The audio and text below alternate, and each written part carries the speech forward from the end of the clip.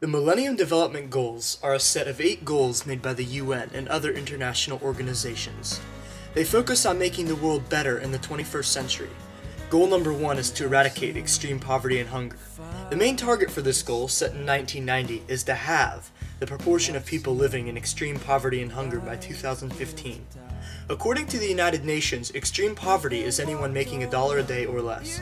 The proportion of extreme poverty in 1990 was 46%. Hunger and poverty is a serious problem throughout the world. Every day while we sit at our dinner tables stuffing ourselves, 820 million people go hungry. For many of these people, hunger is a way of life. According to the Gates Foundation, about 1.1 billion people make under $1 a day, and for many of them, it is not enough to sustain themselves and their families. That's probably why 13 million infants each year are underweight. In fact, access to proper nutrition could avert 1/3 of all child deaths in developing countries. 2.5 billion people worldwide chronically suffer from malnutrition. That's about 1/3 of the world. That means that if 3 random people were selected from around the world, 1 would be malnourished. In my opinion, that's too many. In the 21st century, we shouldn't have this. Oftentimes, people living in extreme poverty and hunger find themselves trapped in a vicious cycle. According to the Gates Foundation, most of these people live in rural areas in developing countries and make a living by farming. However, they often are forced to overuse their land in order to produce enough to get by and make a small profit. They squeak by that time, but next year it's even harder to grow food because the land is even more overused. To add to the problems, most of these farmers are given bad seeds which produce small, weak plants.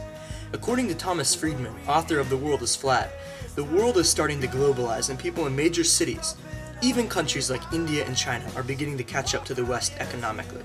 This globalization is mainly due to capitalism, which seeks the lowest prices, and because of this, that has dumped tons of money into developing countries.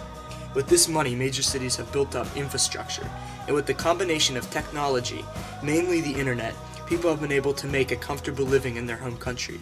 However, people living in rural areas are being left behind in this. This is because of the lack of infrastructure, and without the money to create infrastructure, these people will never be able to catch up with the rest of the world. However, progress has been made in goal number 1. The proportion of people in extreme poverty fell to 26% in 2005. Also, the proportion of malnourished children under 5 in the world fell from 33% in 1990 to 26% in 2006. However, since 2006, food prices have gone up drastically, and this number has gone up again.